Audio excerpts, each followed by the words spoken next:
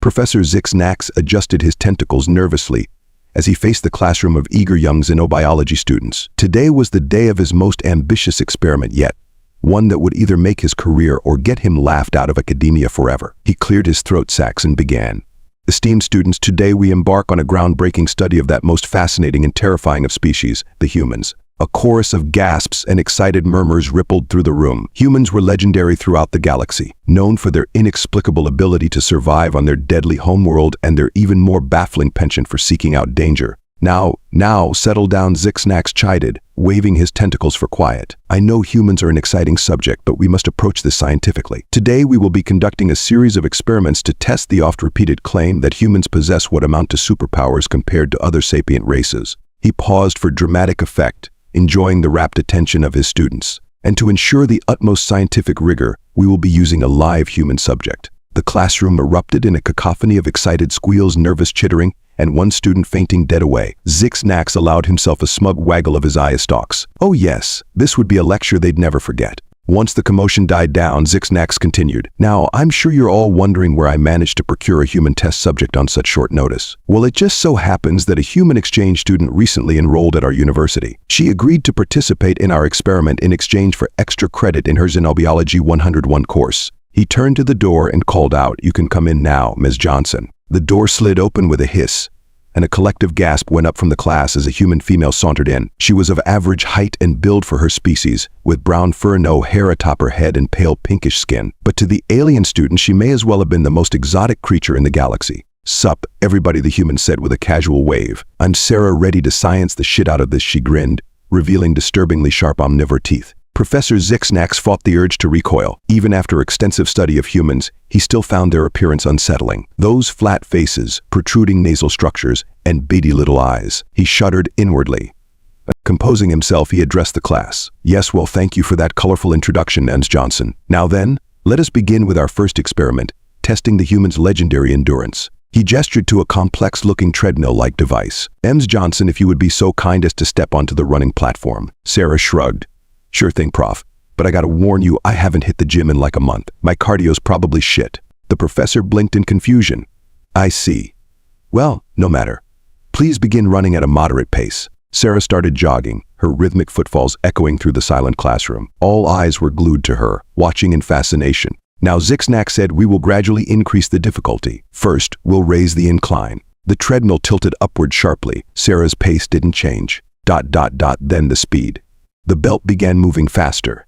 Sarah transitioned smoothly into a run. ... And finally, we'll decrease the oxygen content of the air to simulate high-altitude conditions. A slight shimmering in the air around Sarah was the only sign of the changing atmosphere. She was starting to breathe harder now, but showed no signs of stopping. After 30 minutes of ever-increasing difficulty, Zixnax was forced to concede defeat. "All right, that's enough, Ms. Johnson. You may stop now." Sarah hopped off the treadmill, barely even sweating. That was a nice warm-up. What's next? The class buzzed with excited whispers. Zixnax's eye stalks drooped slightly. This was going to be a long day. "Yes, well, very impressive indeed," he said, trying to hide his discomfort. "Now let us move on to testing the human's much-vaunted strength and durability." He led Sarah to a contraption that looked like a bizarre cross between a weight machine and a medieval torture device. "This apparatus will test your lifting capacity, impact resistance, and pain tolerance simultaneously. Are you prepared?" Sarah cracked her knuckles, grinning. "Hit me with your best shot, Prof." What followed was a display of physical prowess that left the alien students in awe. Sarah lifted weights that would have crushed most species, endured impacts that should have pulverized her bones, and shrugged off pain that would have sent others into shock. "Woohoo," Sarah whooped as she bench-pressed a weight larger than herself. "I feel like I'm in a montage from an 80s action movie. All we need now is some sick guitar riffs." Zixnax's professional demeanor was starting to crack. Yes, very impressive. But surely you must have some limits. What about extreme temperatures? Humans are said to be able to survive in a remarkably wide range of thermal conditions. Sarah's eyes lit up. "Ooh, are we doing a sauna experiment? I love saunas." Before Zixnax could protest, Sarah had already stripped down to her undergarments and stepped into the thermal testing chamber. The alien students tittered nervously at the sight of so much exposed human skin. "All right, crank it up," Sarah called out. "Let's see how hot we can go." Zixnax, thoroughly flustered now, began raising the temperature. 30 degrees Celsius, 40, 50, 60. At 70 degrees, Sarah was sweating profusely but still grinning. "This is great. Really opens up the pores, you know. Zixnax's tentacles were practically tied in knots with frustration. Enough. We'll try cold instead. He rapidly lowered the temperature. 10 degrees, 0, -10, -20. At -30 degrees Celsius, Sarah was shivering but still conscious and coherent. Be brisk, she chattered through blue-tinged lips. R reminds me of W. Winter back home. Zixnax slumped in defeat, his eye stalks drooping to the floor. I give up, he muttered. You may exit the chamber, Ms. Johnson. As Sarah emerged, wrapped in a thermal blanket and still grinning, Zixnax turned to address the class. Well, it seems the legends about human resilience were not exaggerated, but surely there must be some area where they are not unreasonably superior. What about mental capabilities, reaction times, sensory perception? What followed was a barrage of tests, each more outlandish than the last. Sarah solved complex mathematical equations while juggling, navigated a holographic maze blindfolded, and identified hundreds of distinct odors with terrifying accuracy. This is way more fun than I expected, Sarah laughed as she effortlessly multitasked through challenges that would have reduced most beings to quivering piles of stress. You guys should put this stuff in an escape room or something. By this point, Zixnax had given up any pretense of scientific detachment. His tentacles were flailing wildly as he paced back and forth, muttering to himself, "It doesn't make sense. No species should be this adaptable. It defies all laws of evolution." Sarah, now comfortably reclined in a chair and snacking on some alien fruit, chimed in. "Hey, Prof, maybe you're looking at this all wrong. Instead of trying to find our weaknesses, why not focus on how our abilities could benefit galactic society?" Zixnax froze mid-flail. What? Sarah shrugged. I mean, think about it. Humans can survive in environments that would kill most species, right? So we'd be great for colonizing harsh planets or for search and rescue operations in dangerous areas. The professor's eye stalk swiveled as he considered this. Well, I suppose. And our endurance and strength could be useful for all sorts of labor-intensive jobs, Sarah continued, warming to her theme. Plus, our sensory abilities and problem-solving skills could be applied to all kinds of scientific and engineering challenges. Zixnax's tentacles slowly unknotted as he listened. You may have a point, Ms. Johnson. Sarah grinned. See, we're not so scary once you get to know us. Well, unless you're a bucket of chicken wings, then you should be terrified. She winked at a nearby student, who promptly fainted. The professor cleared his throat sacs. Yes, well, I believe we've all learned a valuable lesson today about not judging a species by its terrifying reputation and unsettling appearance. He turned to address the class, his professional demeanor somewhat restored. Students, it seems we must revise our understanding of humans. While their capabilities may seem like superpowers to us, they are simply the result of evolving on a high-gravity, high-radiation planet with extreme temperature variations and abundant predators. Sarah nodded sagely. Yep, Earth's basically the galaxy's gym. We're all just a bunch of adrenaline junkies too stubborn to die. Zixnax continued, gaining enthusiasm as he spoke. But rather than fear these abilities, we should consider how they might complement our own species' strengths. Galactic civilization has long prided itself on unity through diversity. Perhaps it is time we embraced our Death Worlder neighbors as valuable allies. The class murmured in agreement, eye stalks and tentacles waving in the alien equivalent of applause. Sarah stood up and took a theatrical bow. Thank you. I'll be here all semester. Don't forget to tip your waitress. As the students filed out, chattering excitedly about all they had learned, Zixnax approached Sarah. Ms. Johnson, I must thank you for your participation today. You've given me much to think about, and I believe my future research will be all the richer for it. Sarah smiled, happy to help, Prof. It was actually pretty fun being a lab rat for a day. Though I gotta say, some of those tests were a bit weird. I mean, what was with that one involving the kazoo and the jello? Zixnax's skin flushed a deeper shade of blue. Yes, well, perhaps I got a bit carried away with some of the experimental design, scientific curiosity and all that. Aha, Sarah said, clearly unconvinced. Well, anyway, I should get going. I've got a rock climbing club meeting in 10 minutes. The professor's eye stalks shot up in alarm. Rock climbing. But after all the exertion from today's experiments, surely you need rest. Sarah laughed. Nah, I'm good. This was just a light workout. I gotta keep in shape, you know. Catch you later, Prof. As she jogged out of the room, Zixnax shook his head in bemused disbelief. Death Worlders, he muttered. I don't think I'll ever fully understand them. He began tidying up the classroom, his mind already racing with ideas for future experiments and papers. One thing was certain. The galaxy would never be the same now that humans had joined the interstellar community. As he worked, he chuckled to himself. Perhaps next semester he'd organize a cultural exchange program. He could already imagine the chaos of sending some of his alien students to experience life on Earth now. That would be an experiment worth watching. Little did Zixnax know, but his innocent classroom demonstration would soon spark a galaxy-wide reevaluation of human potential. In the years to come, humans would become highly sought after for dangerous jobs, exploration missions, and extreme sports competitions across the cosmos. Earth, once feared as a deadly death world, became known as the ultimate training ground for the galaxy's most elite operatives. Alien tourists flocked to experience its terrifying environments, turning previously mundane human activities into extreme adventure tourism. Bungee jumping in Earth's crushing gravity became a popular dare among alien youth. Human foods like hot peppers and caffeine were treated like powerful alien drugs. And don't even get started on the interstellar popularity of human action movies, which most species viewed as surreal science fiction. Sarah Johnson went on to become a celebrated xenoanthropologist, bridging the gap between human and alien cultures. Her best-selling book, So You Think You Can, Death World, A Human's Guide to Galactic Life, became required reading in schools across the galaxy. And Professor Zix, he eventually got over his fear of humans mostly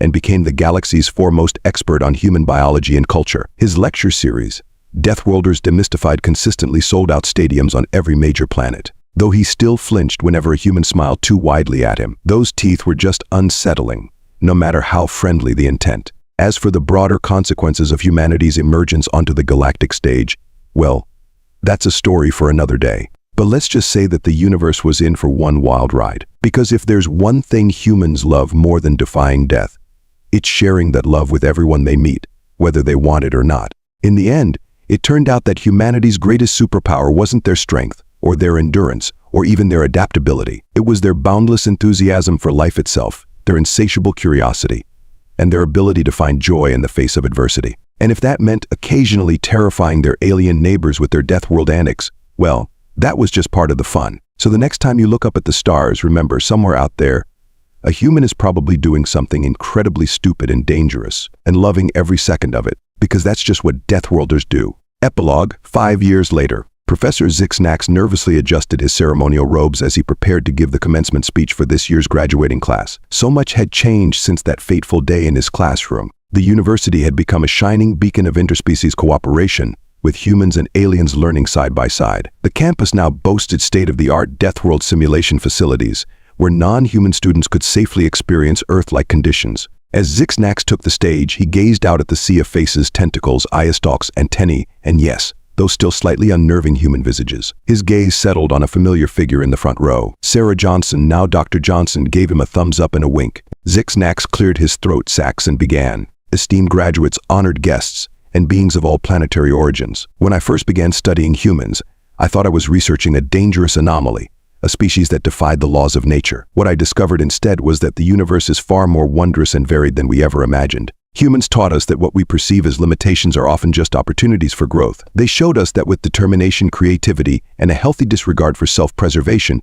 anything is possible. A ripple of laughter went through the crowd. Several humans whooped and high-fived their alien friends. But more importantly, Zix continued, his voice growing passionate. Humans reminded us of something we had nearly forgotten in our comfortable, safe worlds. They taught us to embrace challenges, to push boundaries, and to never stop exploring. In short, my dear graduates, the humans taught us how to truly live. The audience erupted in cheers, applause, and various species-specific sounds of approval. Zix felt a surge of pride as he watched human and alien students celebrating together. So as you go forth into the galaxy, he concluded, remember the lessons we've learned. Be curious, be brave, be kind, and most importantly, be ready for anything. Because in a universe where death-worlders and paradise-worlders can become the best of friends, anything is possible. As the graduates threw their caps and other assorted headgear into the air, Zix allowed himself a very human gesture, a wide smile. He had come a long way from the nervous professor who once flinched at the sight of human teeth. The ceremony concluded with a bang. Literally. A group of enthusiastic human graduates had somehow smuggled in a confetti cannon, much to the alarm and delight of their alien classmates. As multicolored paper rained down on the crowd, Zix couldn't help but chuckle. Typical humans, always finding new ways to startle him. As the excitement died down and the graduates began dispersing to find their families, Zix made his way through the crowd. He was immediately accosted by a group of beaming parents, a mix of humans and aliens, all eager to shake his hand or tentacle or pseudopod. Professor Zix, a booming voice called out. He turned to see a large, burly human man approaching, accompanied by a petite woman who could only be his wife. We're Sarah Johnson's parents. We can't thank you enough for everything you've done for our daughter. Zix felt a flutter of nervousness. He'd interacted with plenty of humans over the years, but meeting the parents of his star pupil and now colleague was something else entirely. Ah, Mr. and Mrs. Johnson, it's a pleasure to finally meet you. Your daughter has been an invaluable asset to our xenobiology department. Mrs. Johnson smiled warmly. "Oh, please call us Bob and Linda. Sarah's told us so much about you and your work. Is it true you once tried to test her pain tolerance by making her listen to Vaughan poetry?" Zixnax's skin flushed a deep blue. "Ah, yes, well, in my defense, I wasn't fully aware of the Geneva Convention's stance on cruel and unusual punishment at the time." The Johnsons laughed good-naturedly, and Zixnax found himself relaxing. As they chatted, he couldn't help but marvel at how far things had come. Here he was, casually joking with the parents of a species he once considered terrifyingly alien. Their conversation was interrupted by a commotion near the refreshment table. A group of Florian students with their delicate petal-like appendages were gathered around a human graduate who was demonstrating. "Was that a keg stand?" "Oh dear," Zixnax muttered. "If you'll excuse me, I should probably intervene before." Too late. The human lost his balance, toppling into the group of Florians. There was a moment of panic as the delicate aliens were buried under a pile of sturdy human and spilled beer. But then, to everyone's surprise, the Florians emerged unscathed, laughing and shaking droplets from their petals. "That was amazing," one of them exclaimed. "The rush of blood to the head, the disorientation. Is this how humans have fun? We must try it." Zixnax watched in a mix of horror and amusement as the Florians attempted to replicate the keg stand, their petal limbs waving comically in the air. He made a mental note to update the university's interspecies safety guidelines. Again. As the day wore on, Zixnax found himself pulled into countless conversations, each one a testament to the incredible changes of the past few years. He chatted with a Zorgax student who had overcome her species' natural photophobia to study Earth's sunrises. He congratulated a human who had mastered the art of Andromeda's 7 multi-dimensional chess, despite having only 3-dimensional senses. But the moment that truly struck him came late in the afternoon. As the crowd thinned, he spotted Sarah deep in conversation with a group of aliens. They were clustered around a holographic display, gesticulating excitedly. Curious, Zixnax drifted closer to listen. ... And that's why I think a joint expedition to the Crab Nebula is not only possible but essential, Sarah was saying. We've got Xlorback shielding technology, human endurance, Pylorian navigation skills, and Earthling creativity. Together we could unlock secrets of the universe that none of our species could discover alone. Zixnax felt a swell of pride.